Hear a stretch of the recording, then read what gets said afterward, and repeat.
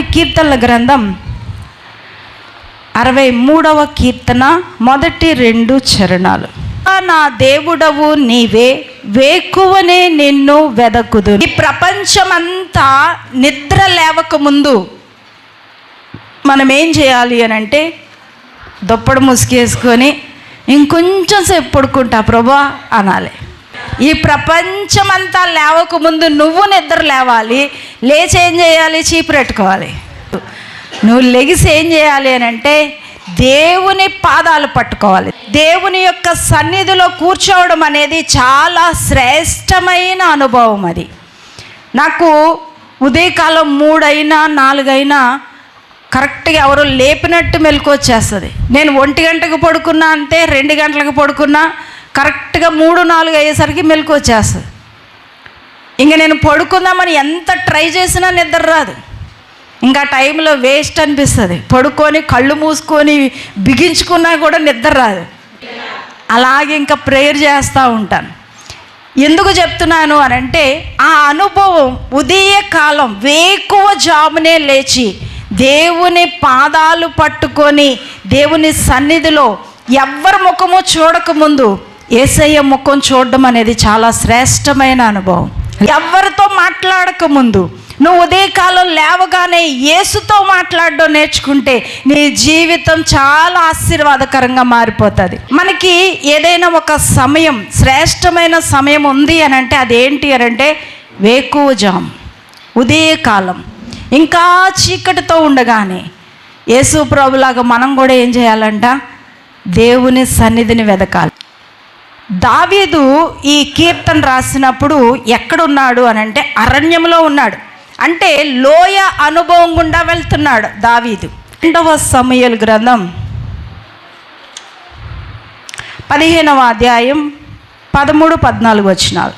ఇశ్రాయేలీయులు అబ్షాలోము పక్షము వహించిరని దావీదునకు వర్తమానము రాగా, దావీదు యెరూషలేమునందున్న తన సేవకులందరికీ ఈలాగు ఆజ్ఞ ఇచ్చెను: అబ్షాలోము చేతిలో నుండి మనము తప్పించుకొని రక్షణ నొందలేము, మనము పారిపోదము రండి.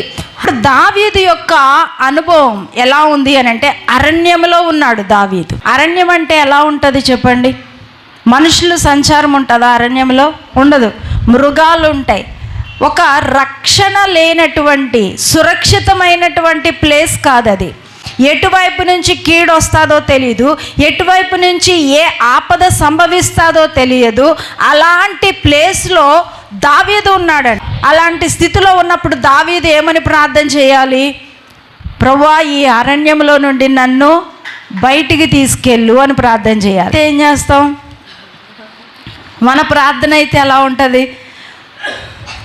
ప్రభువా, దయచేసి ఇది తీసేయి, నా ముందు నుంచి తీసేయి. కానీ దావీదు చూడండి, ఎందుకు దావీదుని దేవుడు హృదయానుసారుడు అని పిలిచాడు అని అంటే, అంత ఈజీ కాదు. దేవుని దృష్టిలో ఒక మనిషిని మెచ్చుకోవడం అనేది అంత ఈజీ అయిన పని కాదు.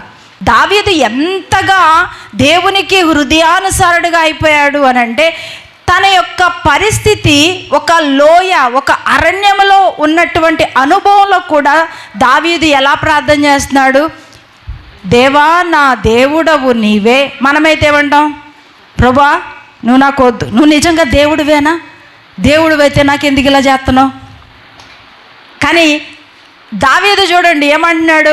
సొంత కుమారుడే తరుముతా ఉంటే మనం పారిపోదామని చెప్తున్నాడు. అంటే దావీదుకి యుద్ధం చేయడం చేత కాదనా?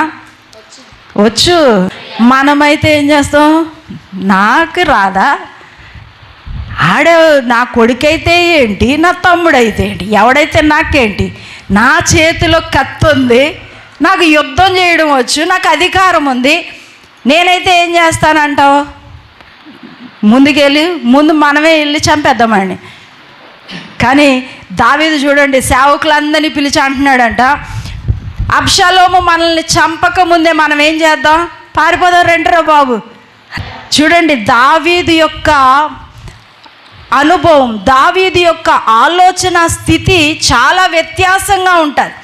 మనతో పోల్చుకుంటే దావీదు ఆలోచనలు మనకి దావీదుకి అసలు ఎక్కడ పొంతన ఉండదు. ఇంత అరణ్య అనుభవంలో ఉండి అరణ్యంలో కూర్చొని ఇప్పుడు ఏమంటున్నాడు? దేవా నా దేవుడవు నీవే, వేకువనే నిన్ను వెదకుదును. ఎందుకు వెతుకుతాడంట? వేకువనే. అరణ్యంలో కూర్చొని ఉదయమే లేచి ప్రార్థన చేయండి రా అంటే చేస్తారా? బాధగా ఉన్నప్పుడు నువ్వు అసలు దేవుడివేనా, నువ్వేంటి, నువ్వు అసలు నిజమైన వాడేనా, మంచి దేవుడివేనా, మంచి దేవుడివని పాటలు పాడాము. ఏం చేసావు, నాకు ఏం చేసావని నేను మంచి దేవుడు అని చెప్పాలి. కానీ దావీదు చూడండి, నా దేవుడవు, శ్రమల్లో కూడా నీవే నాకు దేవుడవు, నా ప్రభువు నీవే, నిన్ను వేకువనే వెదకుదును. ఎందుకు వేకువనే ఎందుకు వెతుకుతాడంట? కింద వచనాలు, నీ బలమును నీ ప్రభావమును చూడవలెను. ఇప్పుడు దావీదు యొక్క సమస్య ఏంటి? అబ్షాలోము తరుముతున్నాడు. ఇప్పుడు ప్రార్థన ఏమని చేయాలి?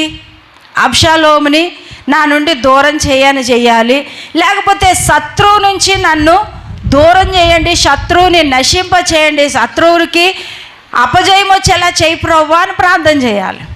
కానీ ఏమని చేస్తున్నాడు? దేవా నా దేవుడవు నీవే, వేకువనే నిన్ను వెతుకుదును. ఎందుకంట? నీ బలమును నీ ప్రభావమును చూడవలెనని. దేవుని యొక్క ప్రభావాన్ని, దేవుని యొక్క బలాన్ని చూడాలి అని అంటే నువ్వు ఖచ్చితంగా వేకువ జామునే లేవాలి. లేచి అంట్లు తోమడం కాదు, లేచి ఏం చేయాలి? దేవుడితో సహవాసం చేయాలి.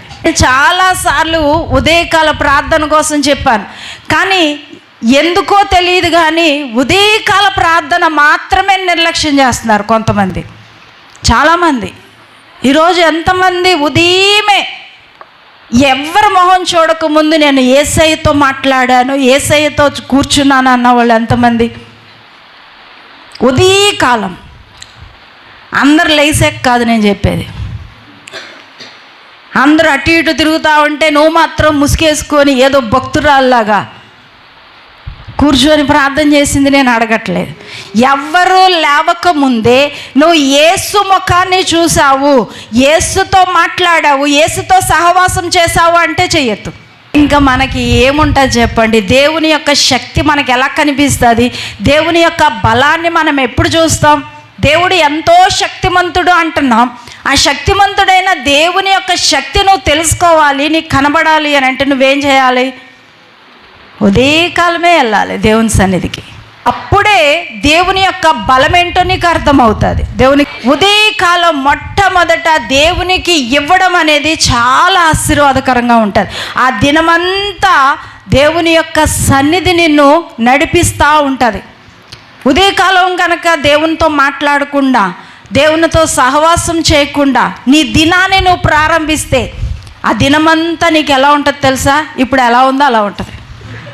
నేను చెప్పక్కర్లేదు, ఎందుకంటే అనుభవాలు మీకే ఉన్నాయి. పిహెచ్డీలు చేశారు, నాకు తెలియదు.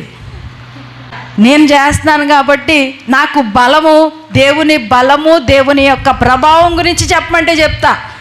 కానీ దేవుని యొక్క బలము ప్రభావాన్ని చూడకుండా, దేవునితో సహవాసం చేయకుండా ఉంటే ఏం జరుగుతుందో మీరు చెప్పాలి. ఎలా ఉంది ఈరోజు మీకు? ఒక్కొక్కరు ఒక్కొక్క అనుభవాన్ని చెప్పచ్చు.